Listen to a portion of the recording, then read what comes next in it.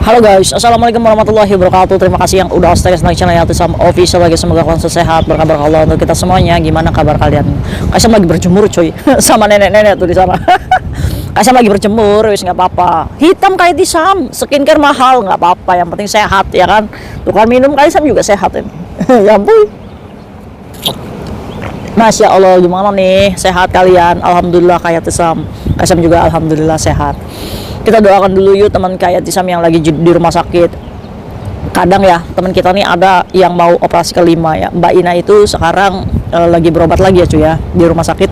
Nanti minta keputusan. Katanya kalau misalkan memang diizinkan untuk penerbangan, Mbak Ina ini memilih untuk pulang saja ke Indonesia. Karena dia trauma cuy, dioperasi-operasi terus di Hong Kong ya cuy ya.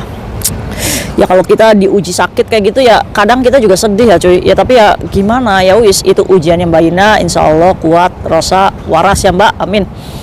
Ya kita doakan teman-teman Kaisam yang masih di rumah sakit juga, semoga Allah angkat sakitnya. Barangkali kalian masih mendengarkan video Kaisam support. Kalau misalkan kalian butuh apa-apa, kamu boleh ngomong sama Kaisam ya.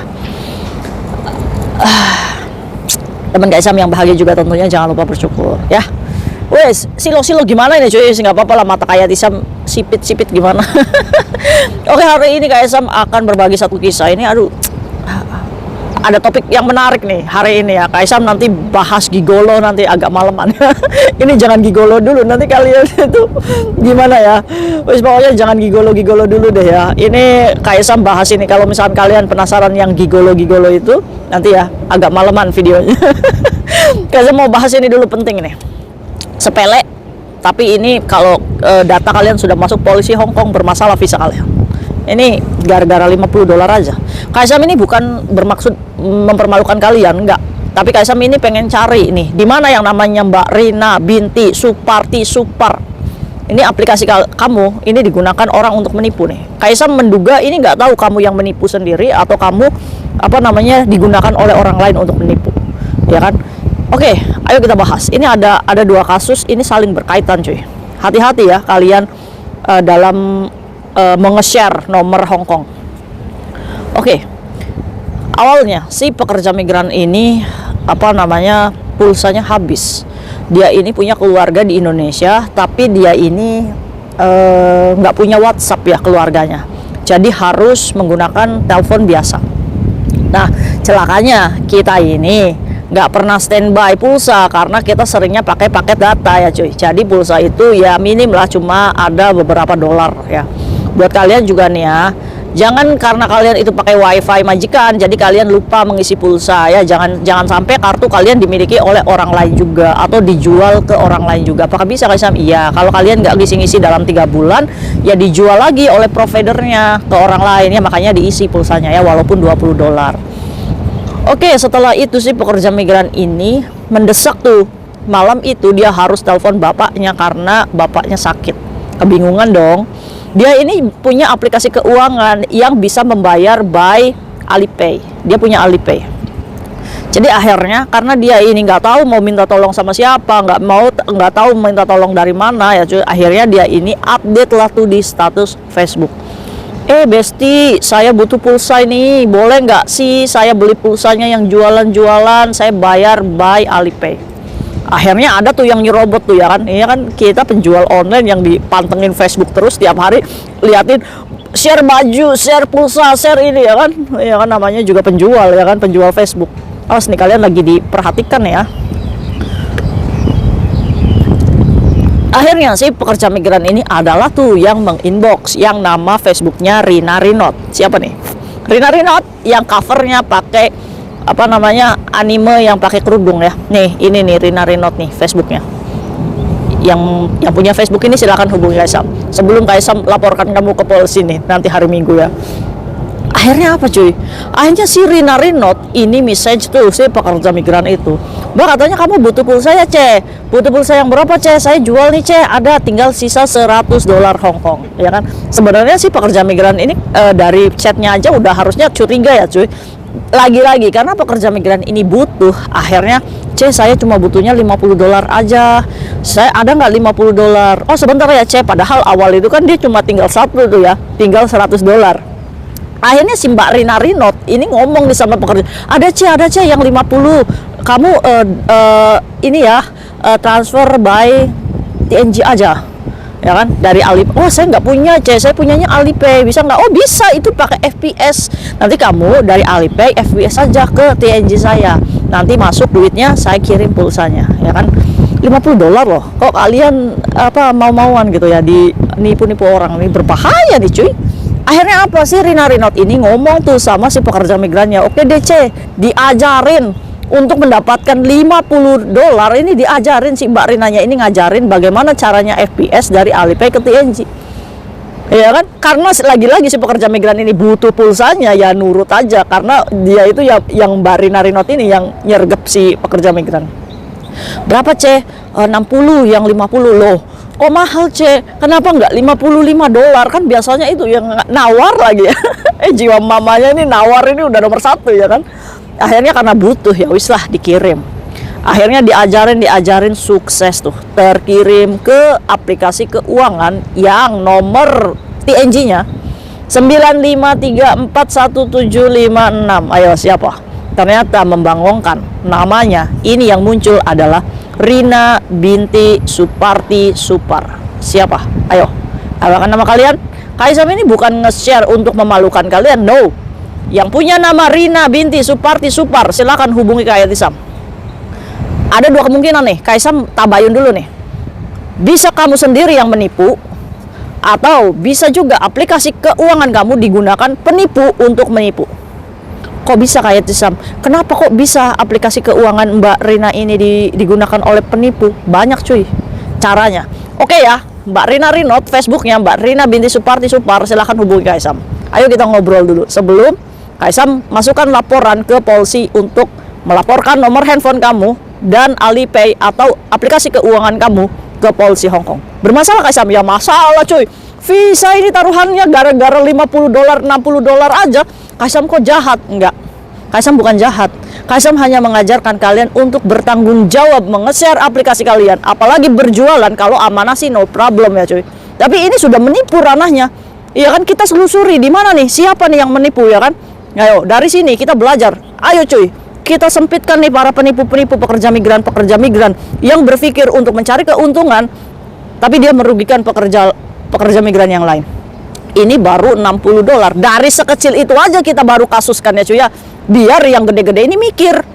Setuju nggak? Pro nggak? Iya, pro Kaisam. Semangat Kaisam. Iya, wis nggak apa-apa Kaisam itu disantet sama anak-anak yang kayak gini. Wis, ya Kaisam ini kurang ajar ini ya kan. Wis, kurang ajar. Yang kurang ajar itu bukan Kaisam, kalian gitu ya kan.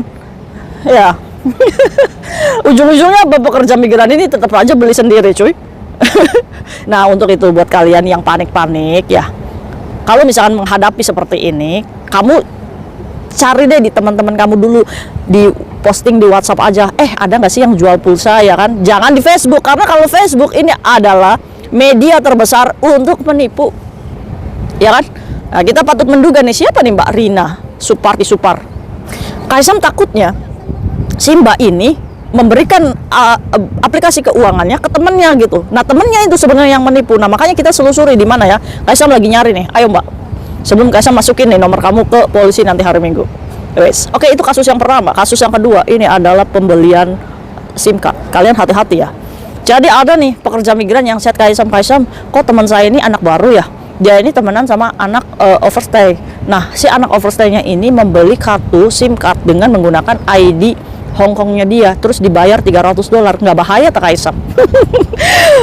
Aduh ini nih, gara-gara nomor Hongkong yang berani disebar di media sosial, ini patut mencurigai kalau nomor ini bukan nomor yang punya ID-nya ya cuy ya. Nah, dari kasus ini kita tarik di kasus yang kedua, apakah berhubungan? Bisa jadi, maybe yes, maybe no. Jadi si pekerja migran ini baru bekerja di Hong Kong. Dia ini kan ya namanya baru ya cuy, uang juga masih minim, ya kan. Mau libur jajan bingung, mau utang-utang sama teman malu, ya kan. Kalau kalian nggak punya jajan nih buat anak-anak baru ya, boleh chat Kaisam, saya nggak punya jajan buat makan. Iya, nggak apa-apa, datang ke sini ke Kaisam ya, ngomong sama Kaisam. Ya kalau untuk jajan sih berapa sih ya cuy ya, ya adalah insya Allah Kaisam ya. Akhirnya apa? Akhirnya si pekerja migran ini ditawari tuh, boleh nggak sih, nanti saya kasih kamu 300 deh, tapi kamu belikan kartu ya. Nah, tapi pakai identitas kamu, karena anak overstay ini nggak bisa beli kartu ya cuy. kan KTP-nya udah overstay, nggak mungkin bisa ke daftar ya kan, paspor juga nggak tahu kemana ya kan. Akhirnya mau aja tuh janjian nih sama si pekerja migran ini di depan 7-Eleven. Nah ini ditemenin nih sama PMI-nya ya, PMI-nya ini pura-pura apa namanya ya nggak ngerti gitu ya cuy, tapi dia mantau nih, ini yang laporan ke Kayatisam. Akhirnya ketemu di situ si anak OS ini bawa kartu SIM card yang sudah dibeli ya, $50 lah beli SIM card ya kan. Akhirnya ketemu sama pekerja migran ini untuk pendaftaran si kartunya. Nah untuk pendaftaran si kartunya akhirnya apa? Akhirnya kan daftar kan harus pakai ID Hong Kong ya cuy. Nah mungkin saja mereka berteman saking baiknya, atau mungkin ya seperti itu. Jadi akhirnya di screen tuh untuk pendaftaran kartu cuy. Akhirnya apa? Akhirnya sukses. Kartu itu sudah aktif dan dibawa sama anak OS itu keluar. Si pekerja migran ini dikasih $300. Waduh, bahaya Kak Isam. Ya bahaya cuy. Kalau bayangkan nih, anak OS itu nauzubillah mendalik, dia ngobat, dia ketahuan dapat obat, diperiksa, ya kan, kartu kamu terdetek. Ini siapa selusurin nih kartunya? Kok bisa pakai identitas kamu itu? Kalaupun itu anak OS melakukan penipuan yang kayak ini nih, Mbak Rina ini kan nomornya nomor Hong Kong ya. Kita nggak tahu ini nomornya Mbak Rina asli atau dipakai orang lain. Makanya Kaisam nyelusurin nih, ya kan? Dipakai nipu. Nah kalau kasusnya kayak Tisam nih, yang memasukkan laporan ke polisi dengan mencantumkan nomor handphonenya, apakah bisa bermasalah? Bermasalah. Identitasnya jelas cuy, ketahuan. Hanya karena $50 nih visa nih, kemungkinan gagal turun nih nanti kalau renew kontrak. Mau. Makanya buat kalian yang apa namanya jual-jual kayak gitu, janganlah menipu-nipu ya. Jangan share aplikasi keuangan barcode kalian itu dengan gampangnya. Pikirkan resikonya. Oke, jangan pikirin untungnya aja ya kan. Akhirnya yang kartu itu, ya kan? Akhirnya gimana kayak Tisam?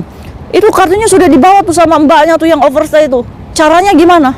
Oke, ajarkan sama teman kalian yang mungkin sudah menjual-jual SIM card ke orang lain. Itu kan daftar pakai KTP ya. Datang ke providernya, toko providernya. Kalau Mas Martun ya datang ke Mas Martunnya ya kan. Kalau parekan ya datang ke parekannya. Ngomong sama mbaknya, Mbak, kartu saya dipakai orang lain. Saya nggak mau ada dampak. Ini KTP saya, boleh nggak diblokir? Ya kan? Kalau misalkan kartunya sesuai identitas kamu ya bisa aja ya cuy. Ya. Oke ya, dari sini kita pintar. Kita menyetop dulu nih kartu-kartu yang sudah tersebar, bukan dipakai diri kita. Walaupun kamu sudah menerima duit, lakukan pemblokiran. Untuk apa? Untuk keselamatan kamu sendiri, ya kan? Wis, tinggalin aja ya. Maaf aja gitu ya. Nah kalau misalkan kamu merasa berdosa tuh sudah memblokir, sudah mendapatkan $300 ya kan, kalau misalkan kamu tahu orangnya kasihkan lagi. Tapi kalau enggak, kamu sodakokan atas nama dia. Ya Allah saya nggak mau nih nerima $300 ini ya kan, karena saya sudah memblokir kartunya lagi. Sodakokan atas nama dia biar lepas dosamu. Makanya cuy, jangan macam-macam kalian itu. Kalian pakai kartu ya dipakai sendiri gitu ya kan. Pakai aplikasi keuangan ya pakai sendiri ya kan. Kamu pakai aplikasi di Hong Kong untuk jualan di Hong Kong. Udah tahu di Hong Kong itu nggak boleh jualan. Kamu ini mau matiin kerjaan kamu sendiri ya. Jangan. Oke, mulai dari sini, ayo kita perbaiki sedikit-sedikit ya cuy ya. Saling mengingatkan itu baik. Nggak apa-apa Kaisam itu dibenci, ya nggak apa-apa Kaisam. Yang mau temenan sama Kaisam ya alhamdulillah gitu kan. See you next video, bye-bye. Assalamualaikum warahmatullahi wabarakatuh. Hati-hati ya, kasih tahu teman-teman kamu, share video ini supaya teman-teman kita sama-sama belajar. Bye-bye.